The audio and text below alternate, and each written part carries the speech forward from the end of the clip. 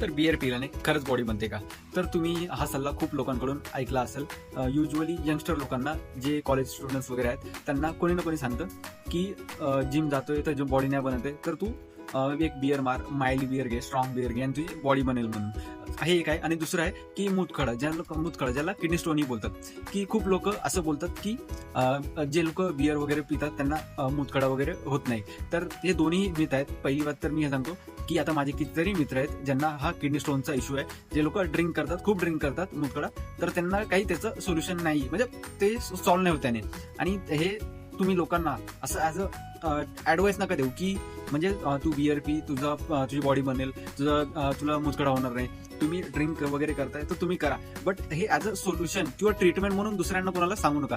कारण जर असं असतं तर लोकांनी क्रिएटिनचे 2-3 हजारचे डबे कशाला घेतले असते, मूतखड्याचे ऑपरेशन कशाला केले असते एवढे महाग. जर 150-200 रुपयाच्या बिअरने एवढे मोठे प्रॉब्लेम सॉल्व्ह होतात, तर आज पूर्ण दुनिया बिअरच पित असते ना. कशाला ते लोक डॉक्टरांकडे गेले असते, कशाला प्रोटीनचे डबे घेतले. बिअर पिऊन तुमची म्हणजे बॉडी बनेल किंवा मूतखड्याचा प्रॉब्लेम सॉल्व्ह होईल, हे तर होईल की नाही हे कन्फर्म नाहीये, पण तुम्ही एवढे नक्की बनाल हे मी 100% सांगू शकतो.